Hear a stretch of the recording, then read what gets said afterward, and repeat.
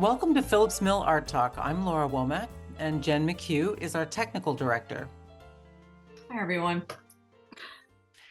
Jean Mahich is our producer, and today we're delving into the deep study of craft with painter Dot Bunn.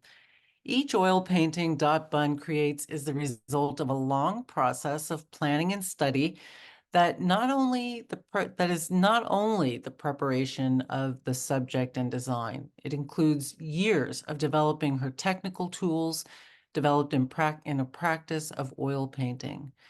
Dot Bunn believes in spontaneity and intuition that are best prepared with a strong background in drawing and value management.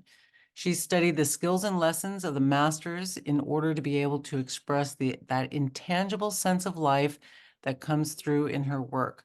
Dot credits her mentors Myron Barnstone and Patrick Connors with giving her not just the technical tools of her art, but also in changing the way she thinks about art generally.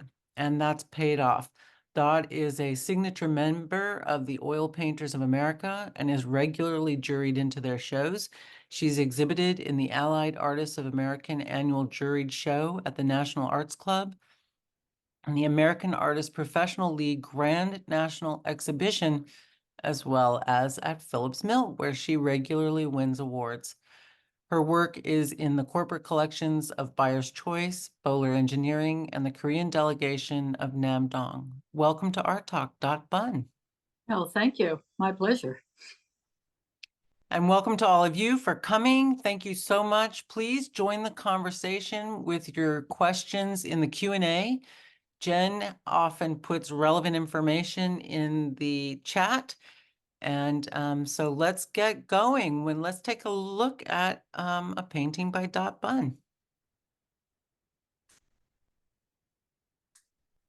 This is beautiful, Dot. A moment of light. Tell us about it, please. Well, this is actually from a reference photograph that I took along Cuddaloosa Road, way back along the road. There was just hit a perfect time. Wonderful piece of light in there. It's a large painting. I believe it's 30 by 40 inches. And it was on exhibit at Phillips Mill, this last show that they had back in September. And it took an award, so I was very pleased with that. Congratulations on that, and thank you for sharing it in our show. This is an extraordinary work, Dot. It looks like you spent a lot of time on this. Well, any 30 by 40 with that many trees and is going to be a challenge. But actually, I think it went together quicker than I thought. You know, I find with painting, sometimes you can spend 4, 5, 6 sessions on a tiny painting and it just kind of tears you, you know, you just can't get it. It's just not happening. And then a painting like this, I kind of knew what I wanted in the beginning and it went together fairly quickly. And they're the best ones, the ones that you just instinctively produce and it all flows. And it's like a great piece of music. That's when they say the muse has struck, right? When it just comes through. Yeah. So, I mean, that's the years, I guess, of having worked with it and made failures over and over again. And then you kind of see when you're going in the wrong direction and you correct more instinctively and you get what you want, which is very nice.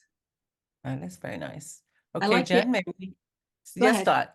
I was going to say, I particularly like the movement of the water in this piece. I find water is something I really enjoy painting. So.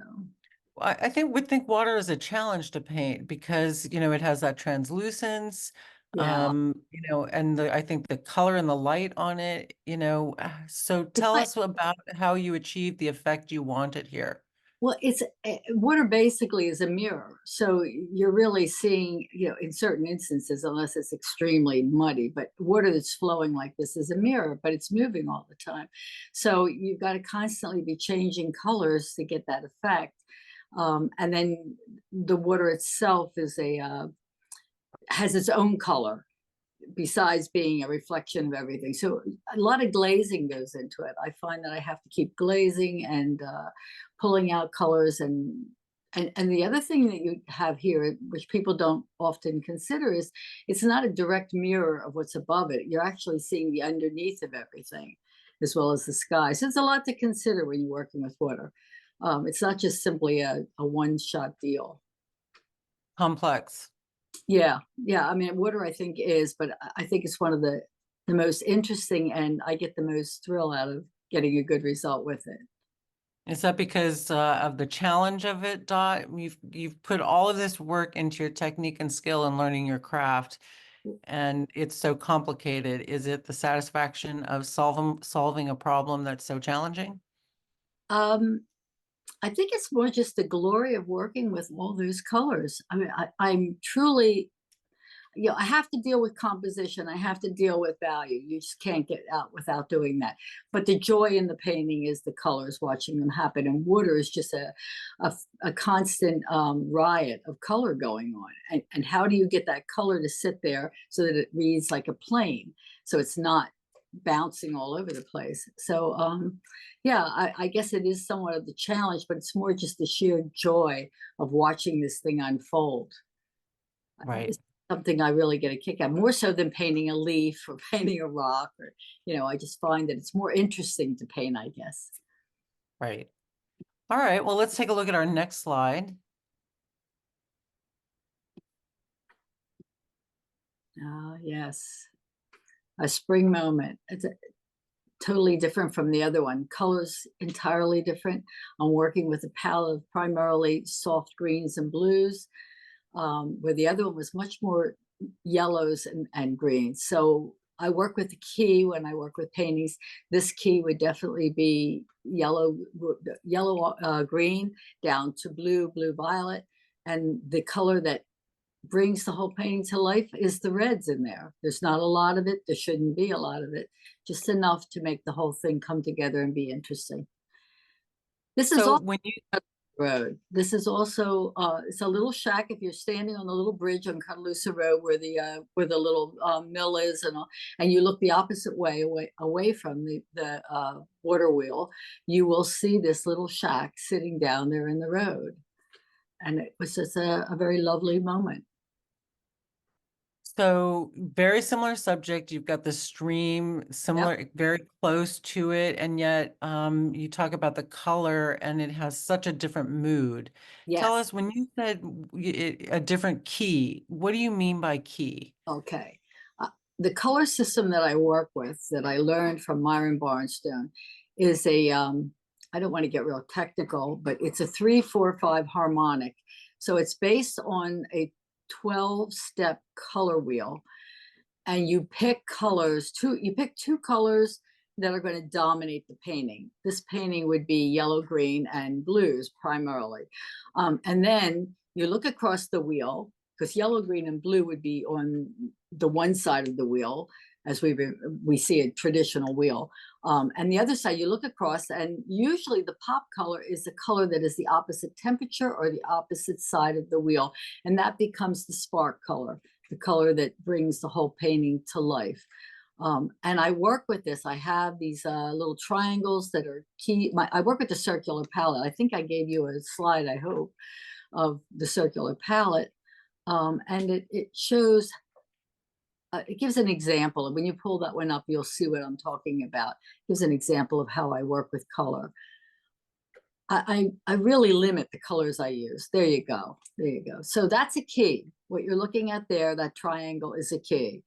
The bulk of the painting comes out of the colors at the larger end of the triangle, and the pop color is the little end, the orange at the other end.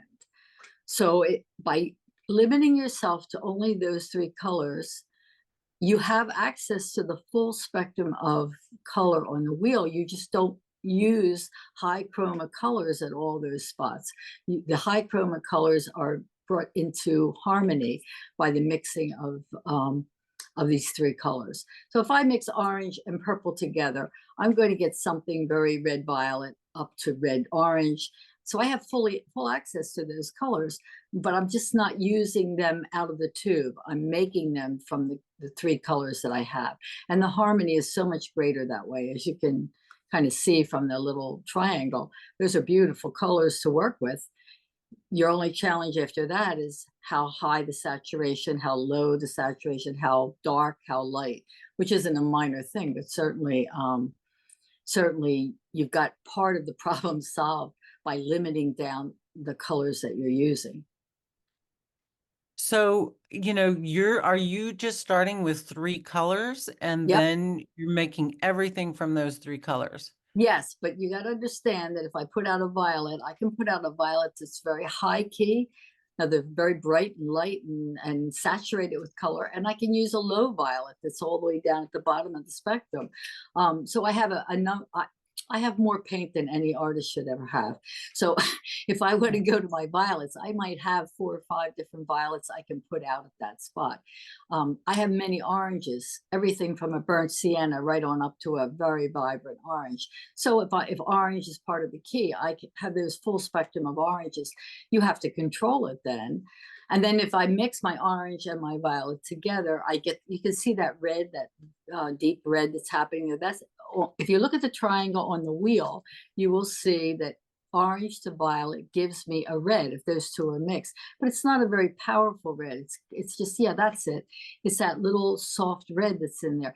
I can take that up and down in value to get different shades of it, but I want that red, and if I want it stronger, I can add red to it. But I really want to always stay with the 3 colors in the key, because that's where the harmony of the painting comes from. This system was designed by Morley Fletcher. I'm trying to think of it. Frank Morley Fletcher.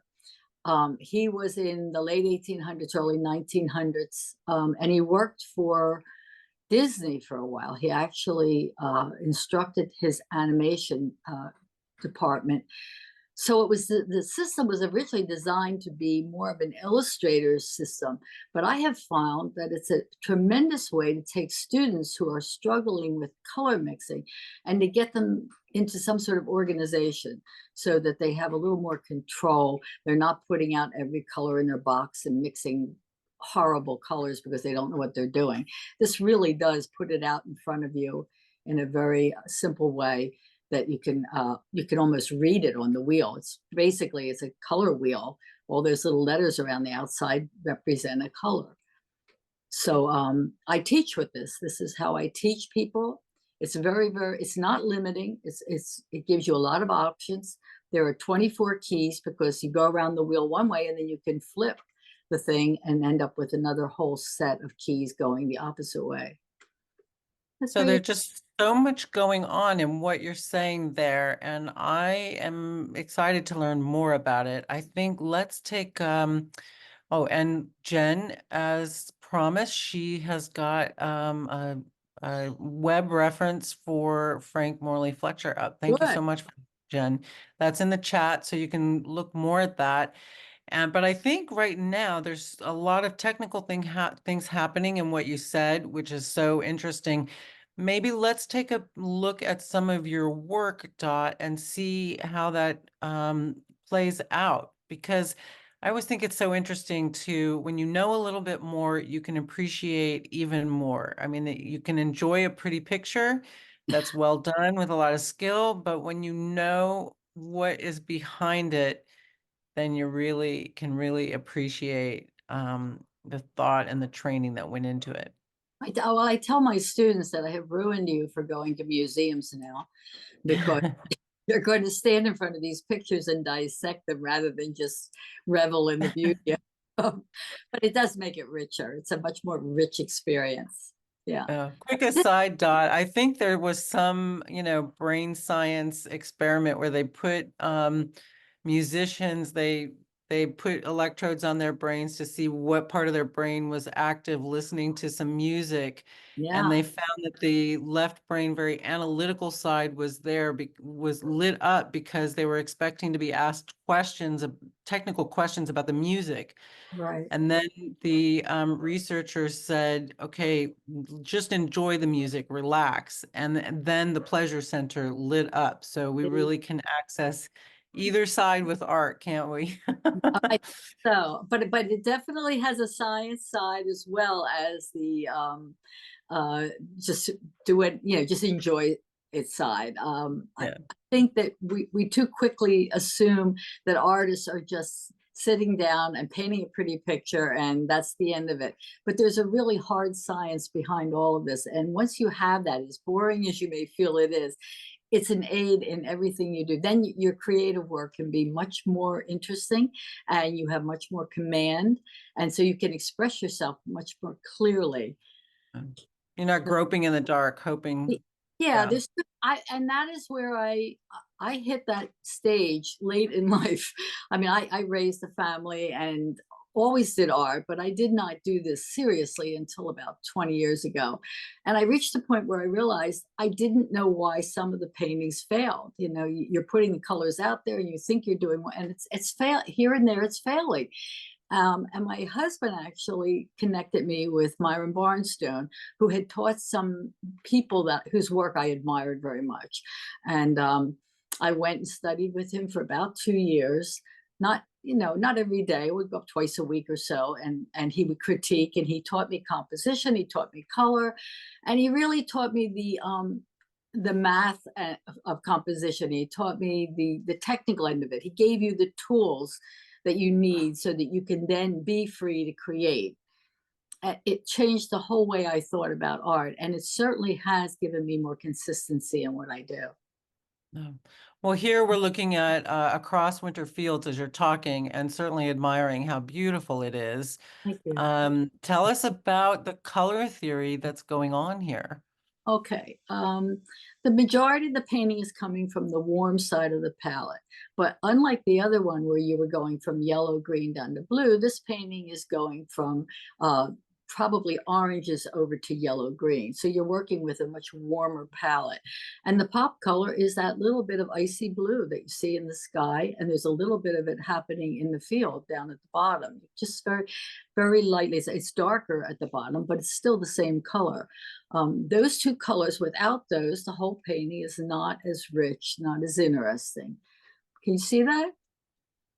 I can. I think they work off each other. It's almost like a contrast gives you a little more drama or excitement. Yeah, what's the cool to warm? If the bulk of the painting is warm, and this is a very warm light, you can see that on the building, Yeah. then you need a moment of cool in there to give you the yin yang that you need in all things. I mean, the high low. I mean, it's a balance, but you don't let the pop color be equally balanced with the warm colors, or they fight with one another. Right.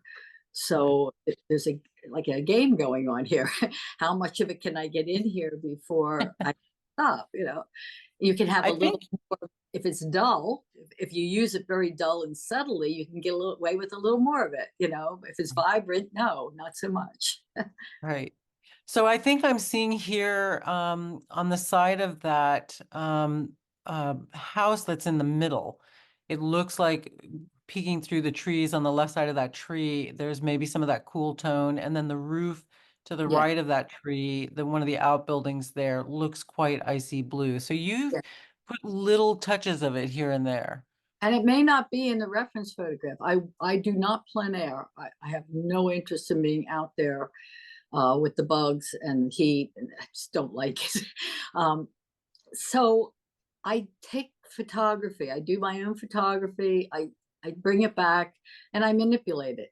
I'm not looking to repeat the photograph. I definitely want my work not to look photographic. I want it to look painted, especially if you see it in person. You can't miss the fact that this is not, it's not meticulously tightly painted. It's looser. I want that in my piece. And I want it to be slightly more exciting than the original picture, but I want to have been there myself. So I've experienced the feeling of being in front of that field, because that's really what I'm trying to express to somebody. I mean, paintings are a conversation with another person, and you're not going to always be there. You want to be able to express something to them that they get, that they see. And that's what we're doing here. There's some follow-up I'd like to do on that question, but let's take another painting, Jen, please. And while she's pulling that up, I want to remind people that you can join the conversation. Just put any questions or comments for Dot in the Q&A. And I'll come back to, there are a couple of points that I really want to follow up with Dot, but tell us about American buff geese. Well, these were our geese.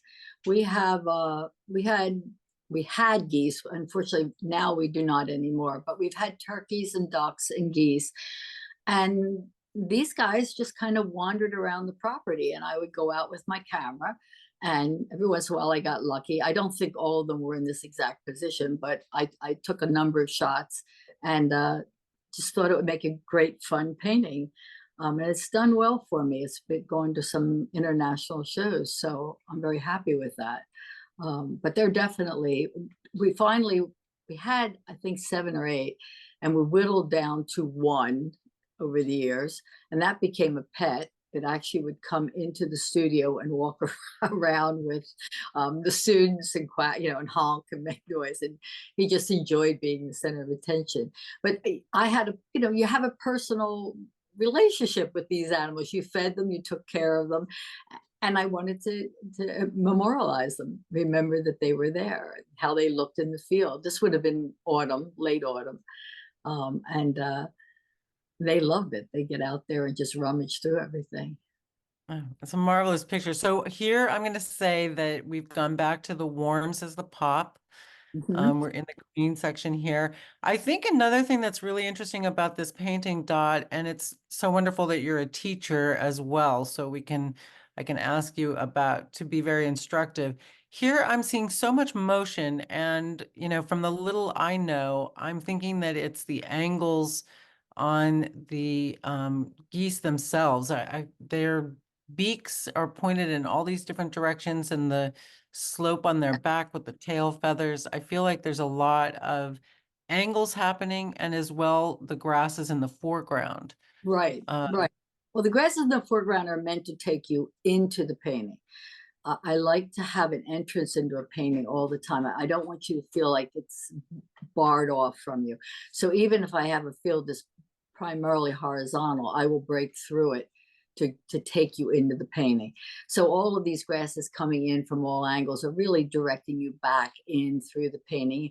And hopefully you will travel past the geese and up through the road, cross over at the top, and come up back down. The geese are obviously the focal point, but I still want you to travel through the painting, move through it.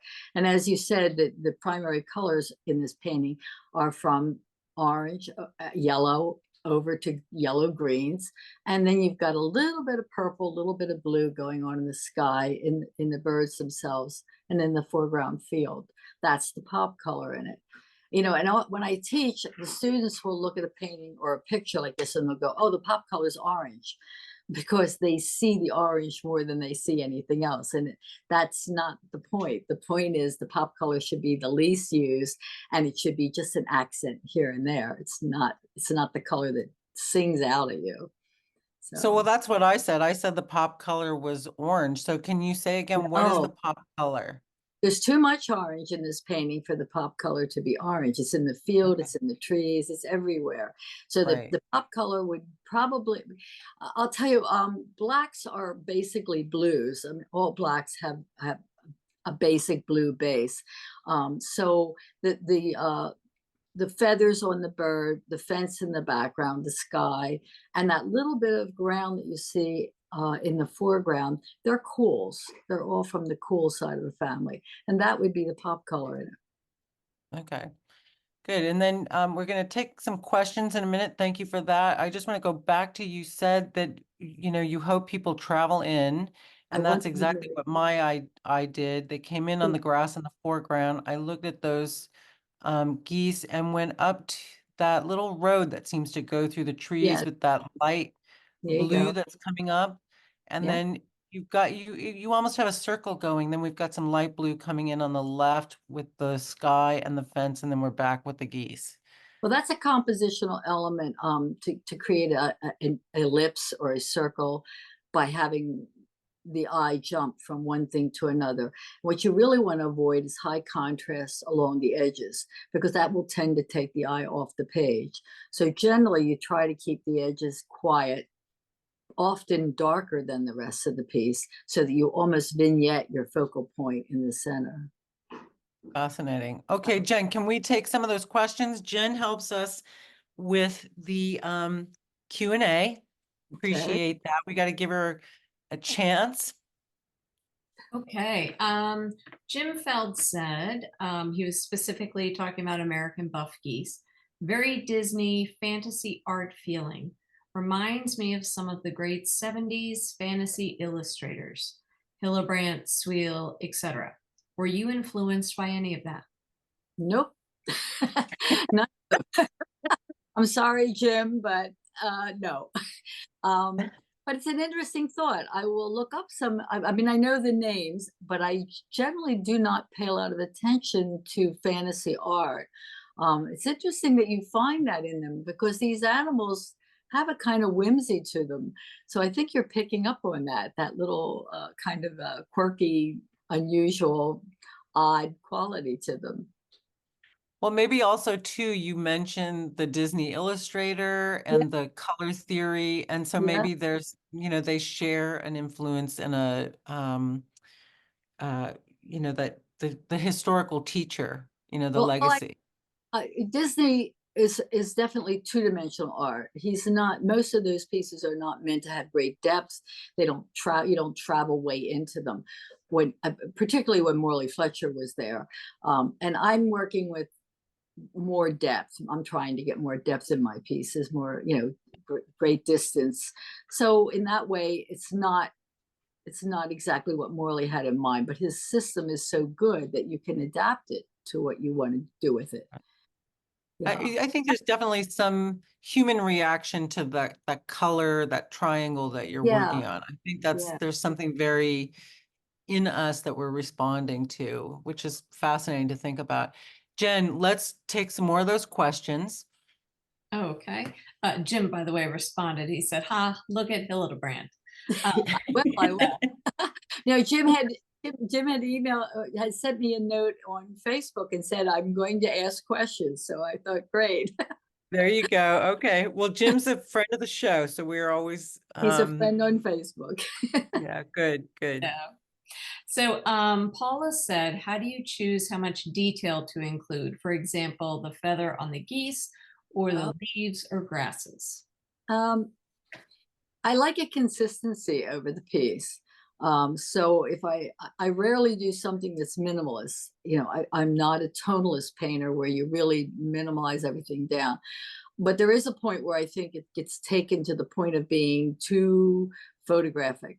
So it's kind of in the middle. I put a fair amount of detail into it, but if you were to walk up to the painting and look at it, you would realize that it's really not a leaf that has been carved out with its exact shape. It's how light is moving over an object. My whole purpose in painting in oils is to capture what light does to form.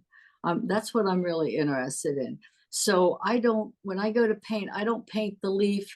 I'm painting that moment of light, that moment where the light is beginning to fade away, that moment where the light is almost gone. I'm thinking that way, actually. So I rarely worry about doing things really hard edge. The geese happen to be a piece that has a fair amount of detail in it. But most of my paintings, if you were to walk up to them, you would say, well, yeah, there's no detail there at all. There's very little detail. Yeah. I mean, they do give that impression Yeah. of, lots of detail. It's fascinating. Okay, Jen, let's take a look at another painting and let's see some of that. That was in my question as well, because to me it's fascinating, especially with paintings such as you, Dot, who are really looking at these, I mean, this is incredible. Seems very realist to me. I know there are technical definitions for realism. You see this person there. It's real, Well, but it thank is painterly. That's the idea, not to over illustrate everything to the nth degree. And I think the way you best achieve that is not to let your edges be hard evenly over the whole thing. You let some edges go, you move some edges into the background. There's such a thing as transitions in art, and they're hard to do. I tell my students that all the time. Is the person who can master transitions in painting is probably is going to be a greater painter than somebody who doesn't. And what that transition is what Leonardo da Vinci said. It's not one thing or the other. It's both coming together. So when I do a white shirt like this and I have a dark background, I have to have a moment between the two that they kind of come together. There has to be a blending of the two, because in real life, we don't see everything cut out hard. We are seeing things rolling away and blending into the color that's next to it, and reflective light bouncing off of things. So you're working with all of that. And when you hard edge everything, you end up with more of a two-dimensional painting.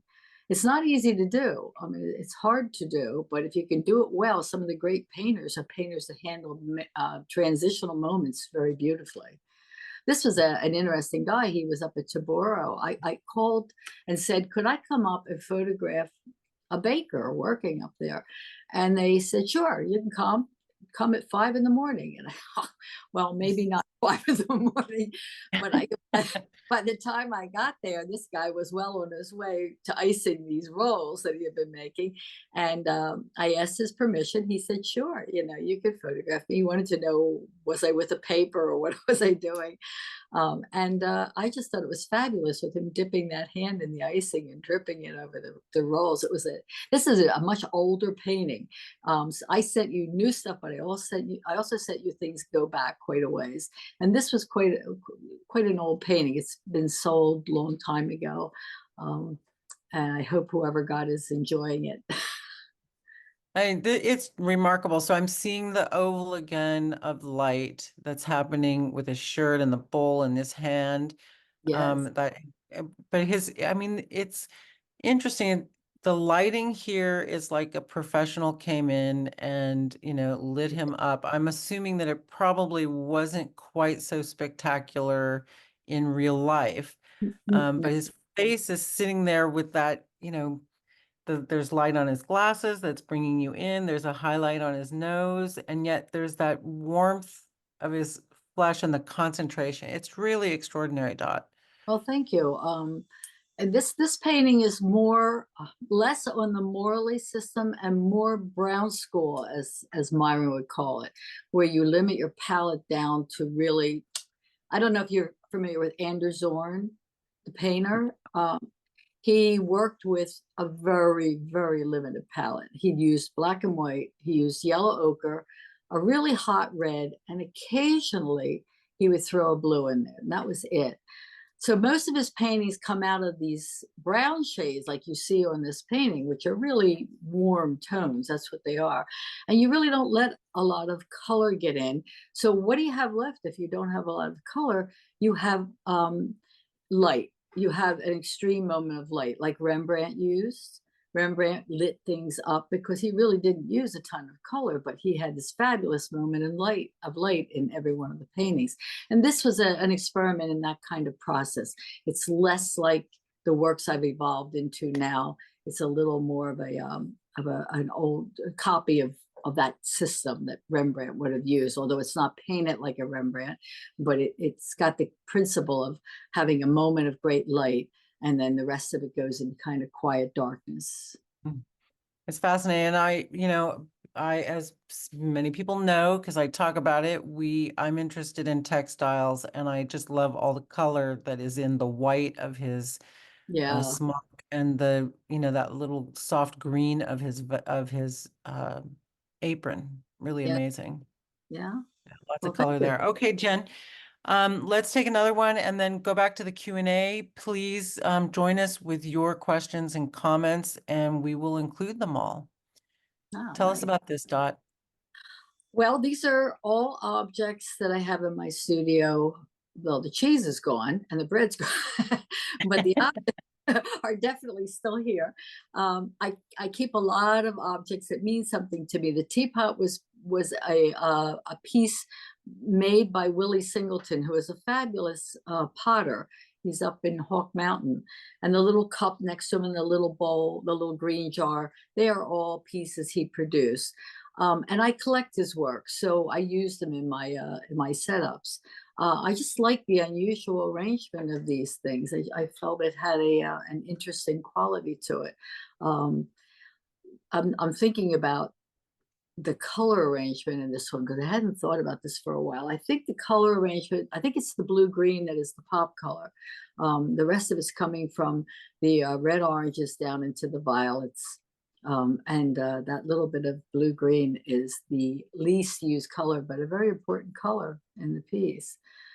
The purple background is unusual for me. I rarely do that, but I just thought it worked in this piece. Sometimes you just have to like forget all the rules and just do something and see what happens. I mean, I think that you'll know if it's wrong, you'll know if it doesn't work. And if it works, it's like, wow, how did that happen? You know, that's not part of the system, but somehow it happens, you know, and that's a wonderful time. It's a great thing. I think that the complementary color combination of the yellow bread and cheese and the purple background are really what hold the whole thing together. That's probably why it works. Interesting.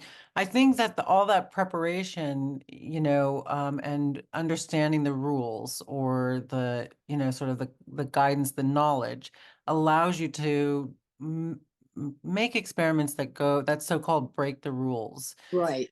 because you can handle them, and we don't want to look at chaos, right? Yeah. But then, Dot, that makes me think,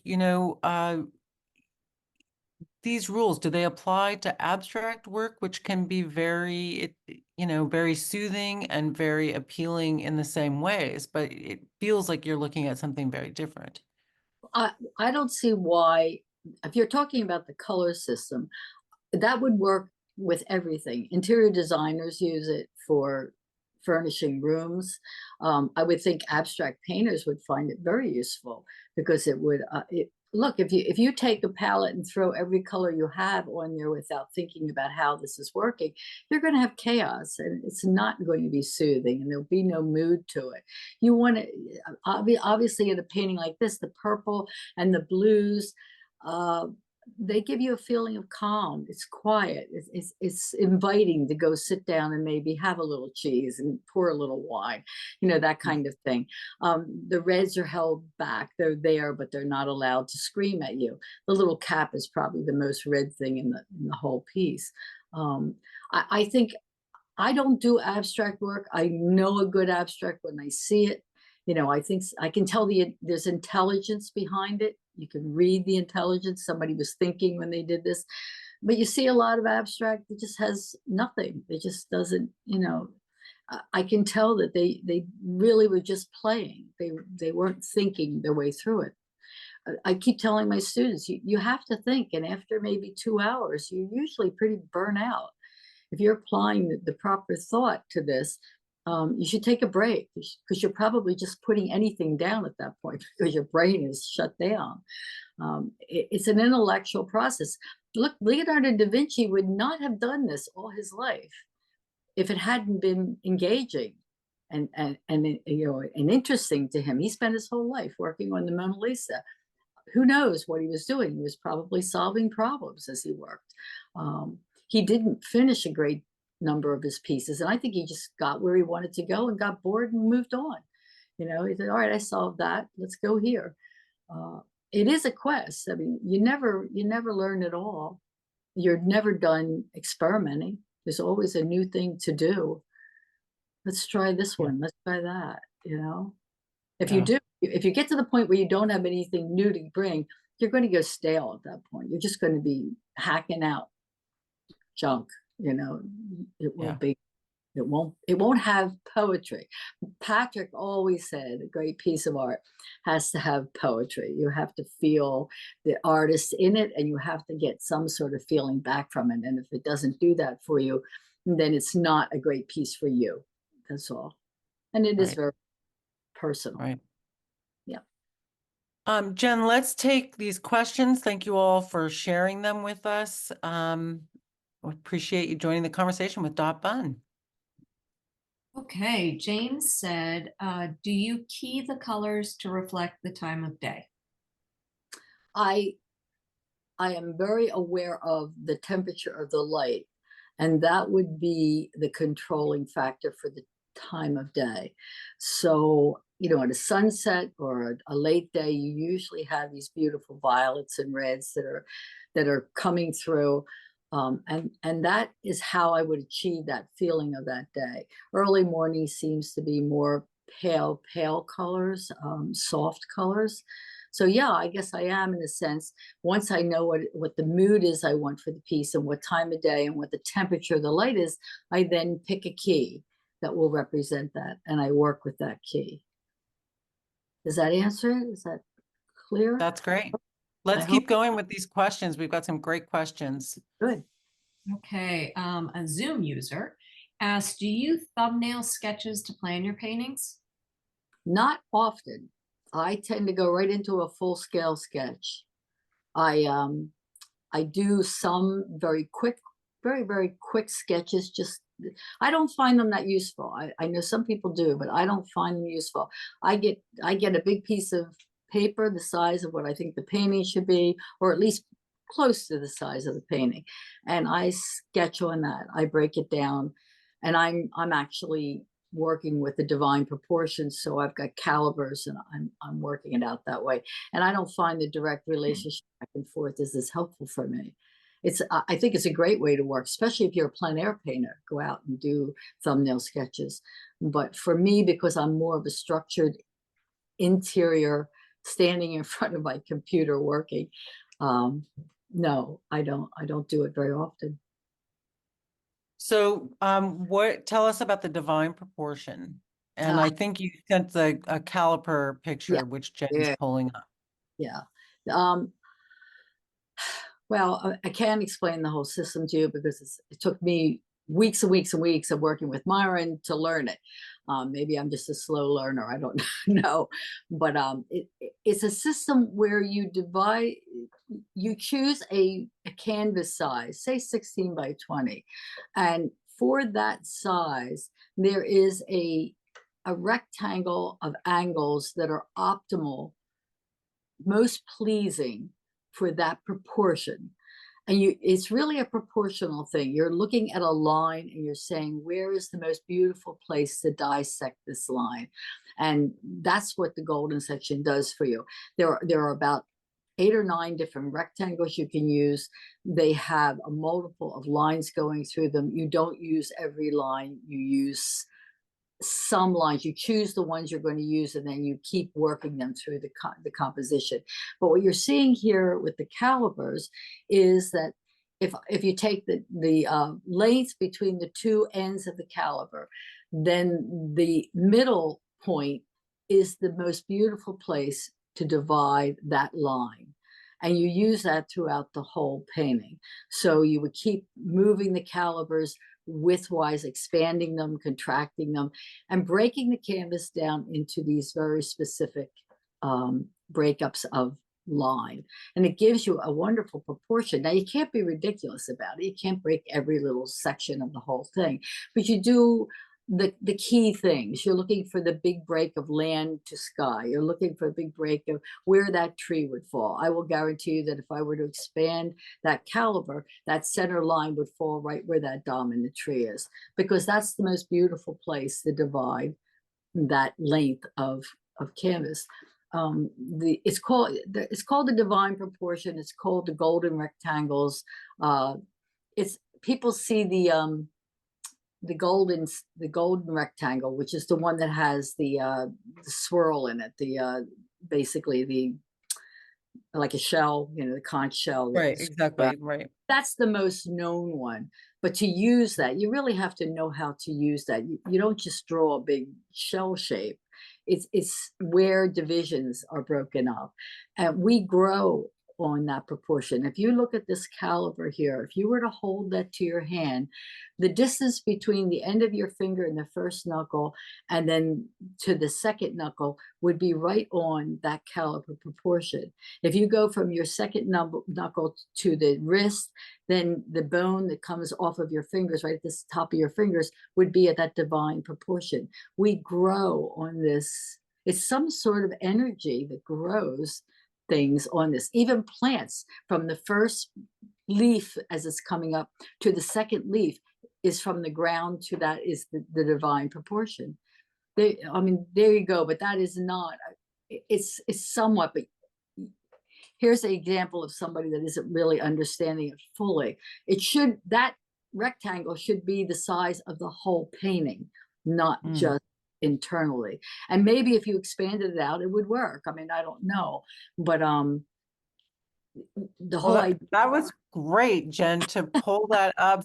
Yeah, I you're like good. how that worked out. That's wonderful.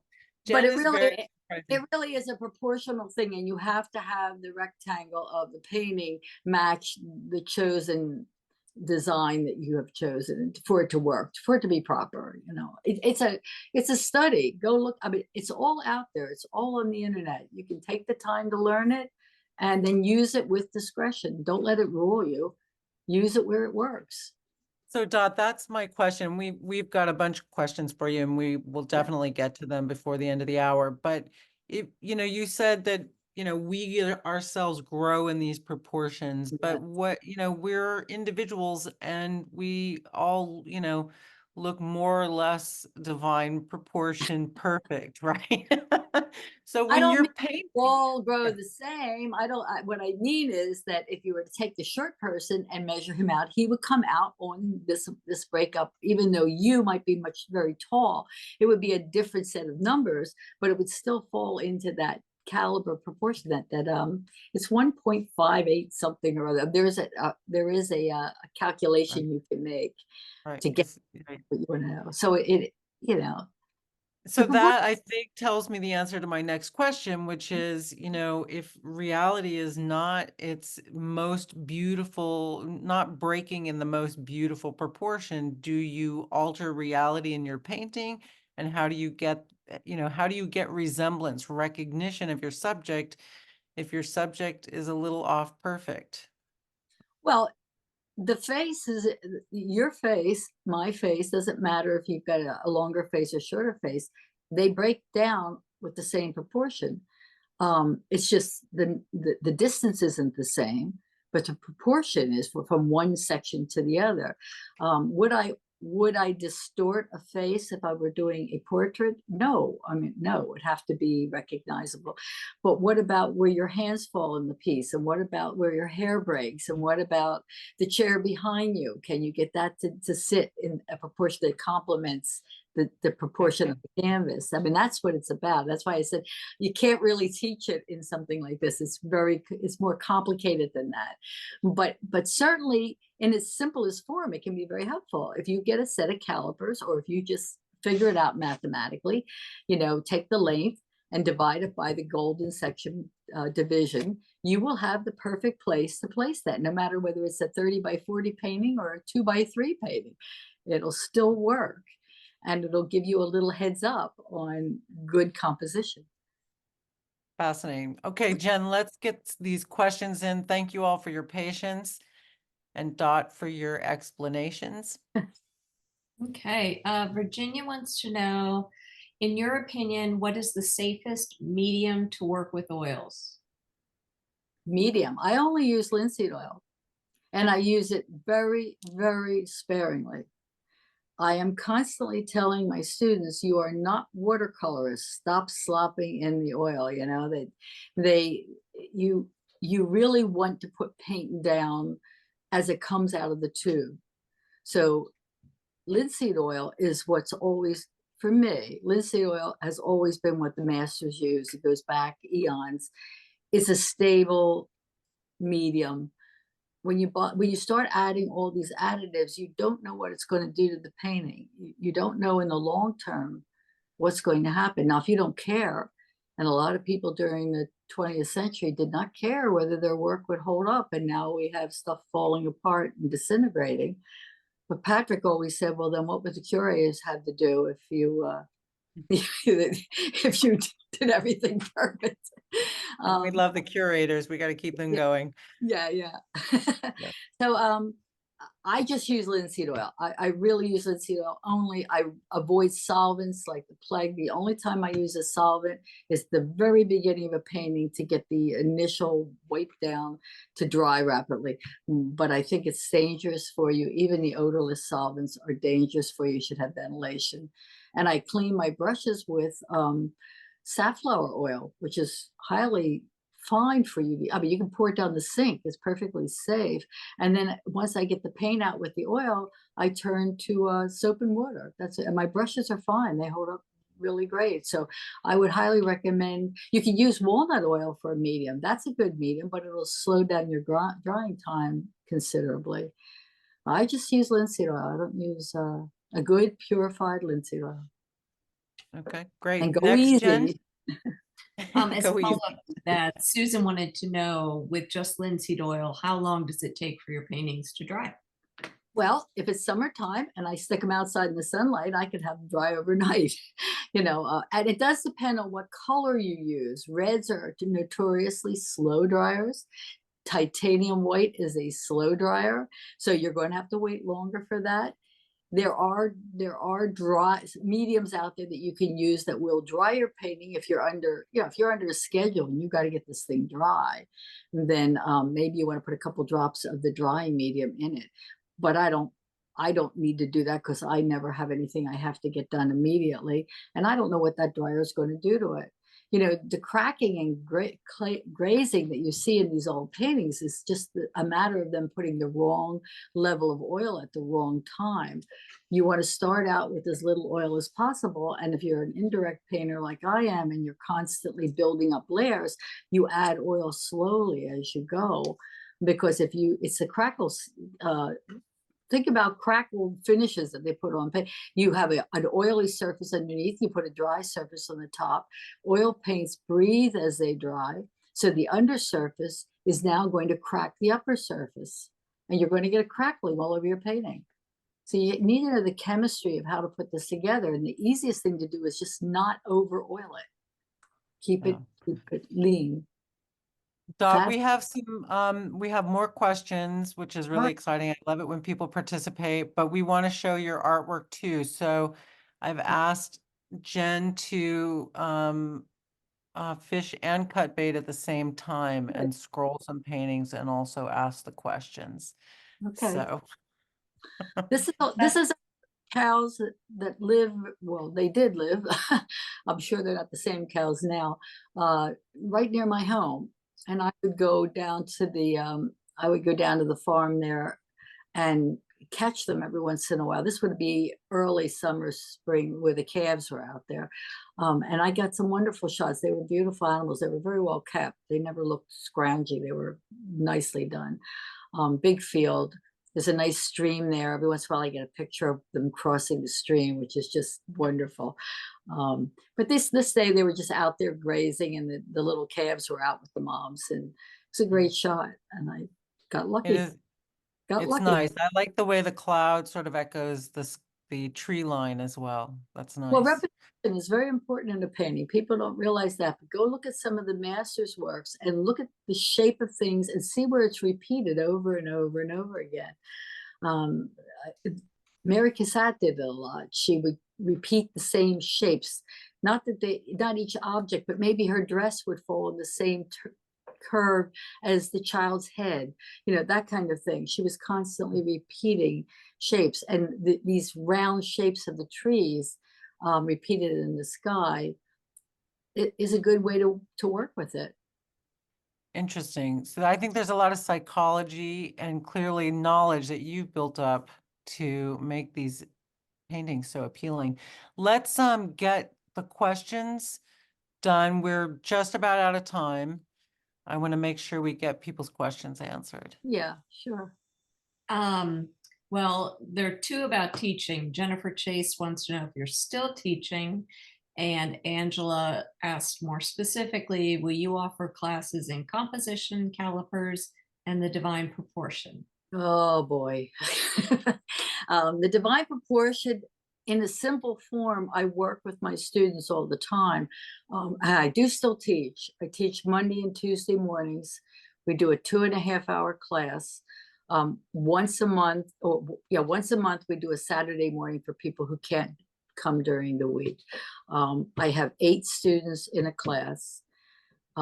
We are full, but we're always having people move in and out for vacations or for whatever is going on. So if new people are interested, we just try to work you in. you know, people get sick, people move out of the area, things open up constantly. So I have more than 16 people on my list, but it seems like we always find a way to squeeze them in. I would teach composition. I don't think I'm interested in giving a specific class on the golden section right now. I'm more oriented to color right now. But if you took classes with me, I would work with you individually on breaking up your canvas with the system, which is what I do. Everybody comes in, works around the table. They all work off a circular palette that I provide them with. So they stay with the color system. And in order to paint with me, I ask that they take the color theory class first, so they understand the system I'm working with. And then I work with them on their own individual projects. I keep moving around the room, addressing everybody, telling them what needs to be done, what's working, what isn't, and correcting their colors. So you would get a little composition in that. Does that A help? short time ago, Dot, yes, that helps. And Dot, you told Jean, our producer, and me that you just finished a color class, and Yeah. we asked you to consider scheduling another one. So that's an opportunity that might be coming up. We think You'll in let us know. July. We think we'll run another one in July. I already have 2 or 3 people that said they want to take it. So I believe that we're talking about July. Anybody who's interested in being notified about workshops and classes that go on, you send me an email to dotbunnart@gmail.com. If you can reach me at my website too, which is dotbunn.com. And Jen is putting those in to the Yeah, chat, so that's a reference for you. good. So if they send me a notice and say, I'm really interested in classes, or I'm interested in your color theory, we will make sure you get notifications as they're being scheduled. Okay. Okay. And as Jen, I think you're working on putting that in, or do you want to get Paula's question or? Sure. Paula said, I've admired your paintings for years. When I saw You? you were the guest, Paula Vito, she said, Mhm. when I saw you were the guest, I was so intrigued. Much of your technical information is so valuable. Would you please speak about light direction? Light direction. That's interesting. Well, the optimum light direction for any, we're talking about still life. The optimum is Rembrandt lighting. If you're familiar with that, it's lighting that comes in at the three-quarters of the way up the canvas, three-quarters of the way in the canvas. So what you're getting is a moment of light, and then you're getting any object would have a moment of light, and then it would have a natural color of its own. Then it would have a core shadow, and then it would fall into shadow with reflective light. You want that full spectrum of light, and you only get it. You never want to light anything from the front directly. You don't want to light it from the side, because what you're doing is you're flattening your image. You want to get it at that 3/4 up and 3/4 in, so that you get this beautiful full definition of form. And then it's just a matter of cool or warm. I recommend you work with cool light, if that's what you're asking. Something for 5,000 or 6,000 Kelvin light bulb. You can read Kelvin on the packages as a rule. They usually give it to you. It should say 5 or 6, which is natural daylight, daylight being cold. That gives you the best depiction of color. The minute you start putting warm light, you kill all your cool colors. So you really should have a cold light that reveals all colors equally. Okay? Well, it was like an introductory lesson here, Dot. We covered a lot of territory. Thank you so much for sharing it. And it's just, you're fascinating to talk to, and your work is beautiful. Thank you for joining us on Art Talk. Well, thank you. My pleasure.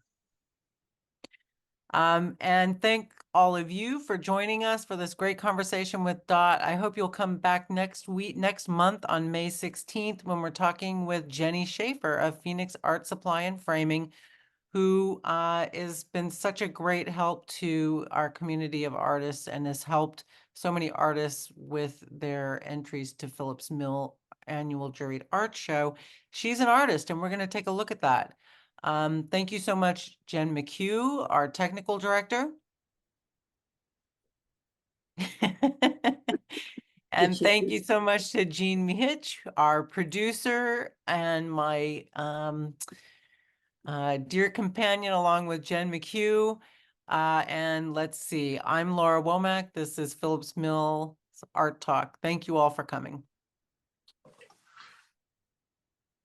That Well, was very- Dot, thank you. And I Okay. really appreciate that you have scheduled your next color class. I'm hoping to take it, but I'm not sure that timing works. So keep scheduling them. I will. Well, if you don't make this one, just say, just let me know that you want to be left on the list, and they'll just let you know the next one out.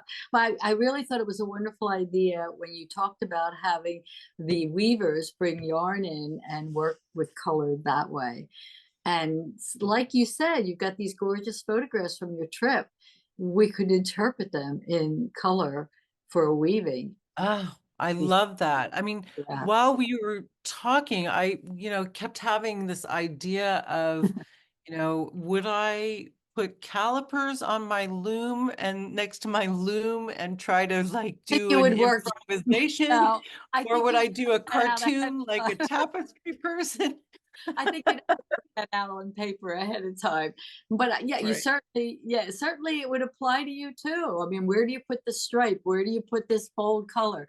I mean, it's just a wonderful tool. That's all it is. It's just a tool to be played with and manipulated. So don't let it like limit you. You should see its possibilities and run with it. And then see if you can break it. You'll get good results. Great. Exactly. And I think that's the fun thing. I mean, I think it is like without the knowledge, we're all fumbling in the dark. Or what is it? Even a blind pig finds an apple. But There I you mean, if go. you are not blind, maybe you can go more directly. Well, I think you get what you want more easily. Exactly. With the knowledge, you have the skill to get there and be more informative about what you were trying to say. Yeah. So there's nothing I'll worse be than with art. I mean, that's a shame. I'll be in touch. We'll talk about that for the Weavers. Please That sounds like a lot do. of fun. Thank you so much for having me. It was such a joy. Have a good evening, Dot. You too. Dot. Bye bye. Bye.